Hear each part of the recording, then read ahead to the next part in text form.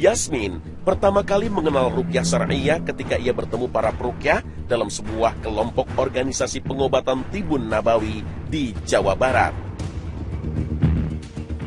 Awalnya, ia tidak merasakan keanehan pada dirinya, hingga seorang peruqyah menegur ibadahnya yang tidak khusyuk. Sejak saat itu, bisikan jin mulai menguasainya, membuat ia tidak suka berkumpul dengan para peruqyah. Dorongan dalam hati saya mungkin ya. Ya mungkin ada yang dalam diri saya menolak gitu. Jangan, nggak mau. Pokoknya beda sama ketemu sama Umi juga nggak mau gitu. Soalnya nggak tahu, kayaknya pengen menghindar aja gitu. Bahkan ketika pertama kali diajak berdiskusi tentang ruqyah syar'iyyah, Yasmin pingsan seketika. Dan sepulangnya ke rumah, kejadian aneh dialami oleh sang ibu. Pas pulang saya ke rumah, orang tua saya bilang, tadi ada suara di kamar saya gitu. Ada suara yang kayak batu jatuh dari atap rumah gitu. Pas dilihat nggak ada apa-apa. Pada masa lalu, wanita ini seringkali menjalani ritual-ritual seperti ujian bertapa di pegunungan untuk mendapatkan ilmu tenaga dalam dari sang guru. Setelah berbagai tahap latihan ia jalani, ia pun melakukan ujian dengan bersemedi di kuburan untuk mendapatkan restu dari gurunya dan dapat menggunakan ilmu yang telah ia peroleh untuk mengobati berbagai penyakit. Saya pernah mengobati yang sakit gatal gitu. Terus yang pokoknya keluhan si pasien ada di mana, kayak ada sakit di organ gitu. Saya pernah itu ditempel di tempat apa itu. Apa tempelnya? Ya yang sakit. Tangan pengobat itu ditempel di si pasien yang sakit gitu. Terus pasiennya sembuh? Ya katanya, pas di situ ditanya gimana, katanya enakan gitu. Bahkan rekan-rekan peruqyah pun pernah merasakan efek ilmu tenaga dalam yang dimilikinya melalui teknik pijatannya. Saya paling senang dipijat sama ukhti yang tadi, karena dia hanya memegang satu tempat saja, perasaan badan saya enak semua gitu. Tapi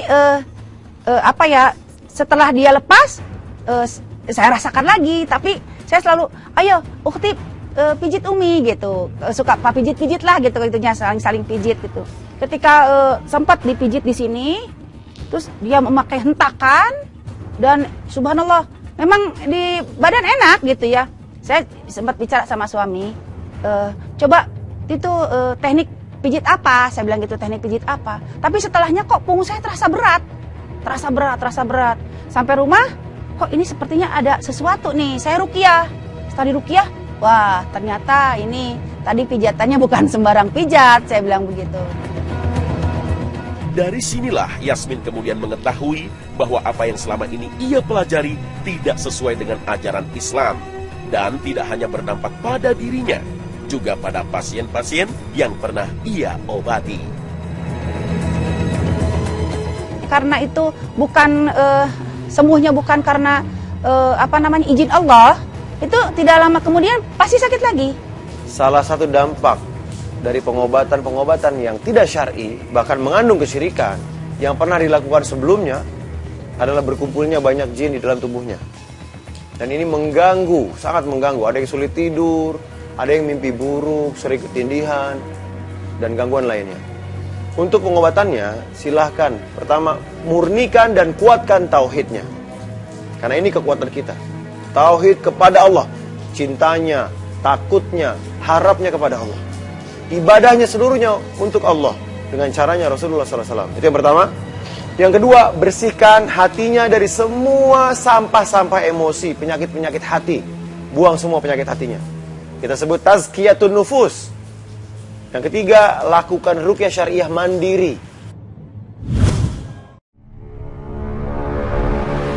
Dengan berbagai cara, jin dapat masuk ke dalam tubuh manusia. Hal-hal yang tidak disengaja seperti bersedih, murung, marah, bahkan ketika kita makan, minum, dan menguap dapat menjadi pintu masuk bagi jin. Selain itu, manusia juga sering dengan sengaja mendatangkan jin melalui ritual-ritual tenaga dalam, kanuragan, dan lain sebagainya. Jin yang masuk ke dalam tubuh manusia kemudian berjalan-jalan dan bersembunyi dalam organ-organ tubuh kita. Rasulullah bersabda, "Sesungguhnya setan berjalan di tubuh manusia pada peredaran darah. Aku khawatir selain itu melontarkan kejahatan di hati kamu berdua, sehingga timbul prasangka yang buruk." Hadis riwayat Bukhari, Muslim. أعوذ بالله من الشيطان الرجيم أعوذ بالله السميع العليم من الشيطان الرجيم من همزه ونفخه ونفسه بسم الله الذي لا يضر مع اسمه شيء في الأرض ولا في السماء. Kamu saya mau ke mana sambil tilah? Kemungkinan di tubuh bagian perut dan rahim wanita inilah tempat jin bersemayam, sehingga ia meringkuk untuk melindungi perutnya, menjauhkannya dari lafaz Quran yang dibacakan peruqyah. Assalamualaikum ya Ukti. Ukti, sudah niatan datang ke sini mau diruqyah ya sayang ya? Mau bebas ya sayang ya? Ya, mau bebas ya. Ustadz, ini mungkin kasusnya dia pernah belajar tenaga dalam. Oh. Ya. Dan untuk membuat dia mau diruqyah itu saya membutuhkan waktu yang sangat lama, bertahun-tahun sampai dia mau diruqyah. Ini sebenarnya ketika saya udah katakan bahwa hari ini mau diruqyah, dia 2 hari yang lalu sudah tidak enak hati Ustaz. Sudah merasa gelisah gitu. Ya mudah-mudahan Pegang begitu ya? Mudah-mudahan dengan izin Allah bisa tuntas semuanya Ustaz ya. Insyaallah. Reaksi ketika Ukti tadi diruqyah itu dia selalu melindungi perutnya. Nah, ketika kita buka juga dia berontak, nggak mau dia, gitu, nggak mau perutnya, dia lindungi. Iya karena aku iya karena selain ini siratal mustaqim. Menurut keterangannya, dia diajarkan oleh sang guru untuk menghimpun seluruh tenaga yang berasal dari alam dan disimpan di dalam perut. Sesungguhnya dalam Islam tidak mengenal metode demikian. Yang dimasukkan ke dalam perutnya bukanlah tenaga alam, melainkan jin. Kata pelatihnya, kita teh mengolah energi yang ada di alam sekitar kita gitu. Kita menariknya, kita simpan di dalam tubuh kita, sehingga kita mengeluarkan energi yang katanya bisa mengobati gitu. Setelah beberapa kali melakukan ruqyah, satu demi satu jin dalam tubuhnya berhasil dikeluarkan atas izin Allah Subhanahu wa Ta'ala. Saya coba bacakan ayat-ayat suci Al-Quran di perutnya, kemudian seolah saya tarik itu seolah saya menarik sesuatu dari dalam perutnya dengan izin Allah. Saya minta sama Allah, ya Allah, jika memang ada sesuatu, ada jin setan dalam tubuh hamba Allah ini, tolong bantu untuk dikeluarkan. Saya tarik, saya angkat ke mulut dan dia akhirnya muntah. Proses ruqyah tidak akan berhasil tanpa usaha dan kemauan sang pasien. Untuk itu para peruqyah memotivasi wanita ini untuk tidak pasrah terhadap kekuatan jin. Media-media perantara seperti kayu dapat digunakan untuk meruqyah. Bukan karena kayu tersebut memiliki kesaktian, namun semata-mata untuk mempermudah proses ruqyah serta menghindarkan fitnah antara peruqyah laki-laki dan pasien wanita. Hanya dengan ketukan ringan, wanita ini mengamuk seolah tubuhnya tertusuk dan dipukul dengan benda keras. Bisa memukul pada jin, tapi bukan dengan pukulan yang seperti disabat, bukan. Dengan diketuk-ketuk aja, kita tidak memakai tenaga sama sekali. Tapi mungkin ya karena izin Allah, jin akan merasakan itu seperti dipukul oleh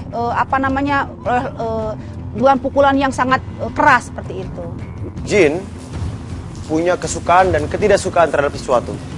Ada jin yang tidak suka dengan garam, ada jin yang nggak suka dengan kayu bidara, dengan madu, dengan kayu siwak, dengan habbatus sauda. Banyak jin yang nggak suka dengan hal-hal tersebut. Intinya banyak jin yang nggak suka dengan sunnah. Ya. Ini bentuk pembangkangan mereka terhadap syariat Islam. Adapun ketika kita menggunakannya, keyakinan kita pun tetap bahwa Allah lah yang mengusirnya. Allah lah yang menyembuhkan pasien kita, bukan bendanya. Jadi tadawaw wala tadawaw biharam. Berobatlah kalian dan jangan berobat dengan yang haram. Semakin dibacakan ayat Al-Quran, kekuatan dan kesombongan jin semakin melemah. Setelah Ruqyah mampu membuka benteng pertahanannya, jin pun menyerah, takluk pada Allah dan meninggalkan tubuh wanita ini. Untuk membersihkan diri dari gangguan jin yang bersarang di dalam tubuh, orang tersebut haruslah dengan ikhlas dan yakin bertaubat kepada Allah dari seluruh perbuatan syirik yang pernah dilakukannya, serta menjalankan ibadah sesuai yang diridhoi Allah Azza wa Jalla, serta terus-menerus menjalankan ruqyah mandiri untuk membentengi diri dari jin lain yang ingin masuk ke dalam tubuh kita. Setelah saya diajak sama Umi untuk diruqyah gitu. Saya merasakan nikmatnya sholat, nikmatnya ngaji, baca Al-Quran.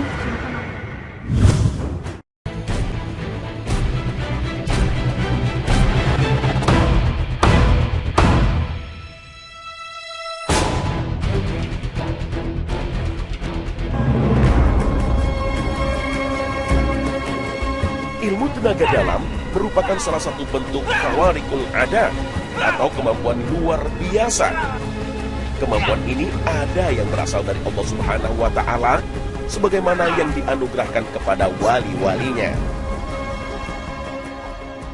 وَلِسُلَيْمَانَ الرِّيحَ عَاصِفَةً تَجْرِي بِأَمْرِهِ إِلَى الْأَرْضِ الَّتِي بَارَكْنَا فِيهَا كُنَّا بِكُلِّ شَيْءٍ عَالِمِينَ.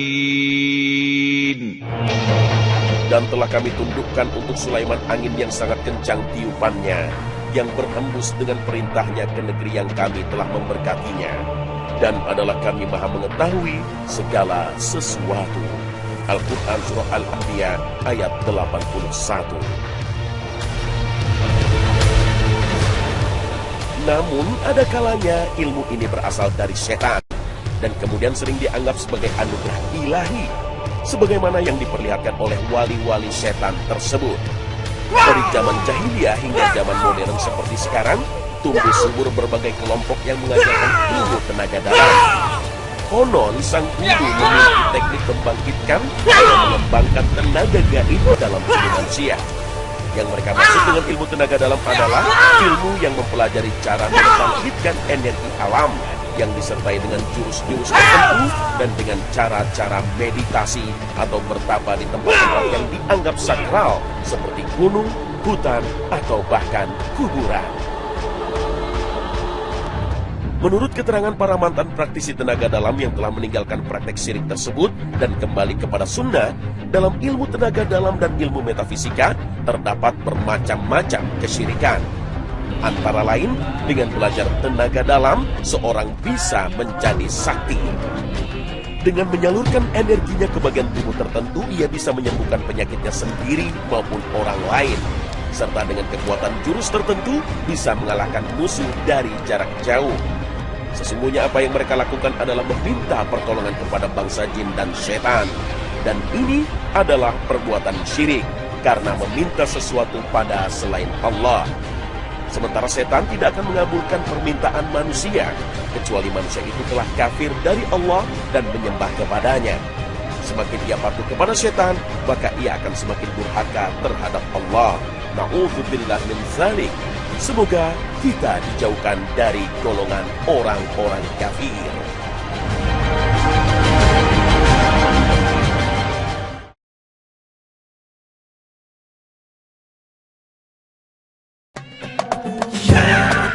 Pemirsa Khazanah Trans 7, ruqyah syar'iyyah adalah doa. Doa perlindungan dan pencegahan bagi orang yang menderita sakit, baik fisik maupun sakit akibat gangguan jin, dengan membaca doa yang berasal dari Al-Quran, hadis, Asmaul Husna, dan doa-doa dengan bahasa yang kita pahami. Marilah kita kembali pada sunnah Rasulullah yang kerap kali terlupakan ini. Terima kasih atas perhatian Anda dan wassalamualaikum warahmatullahi wabarakatuh.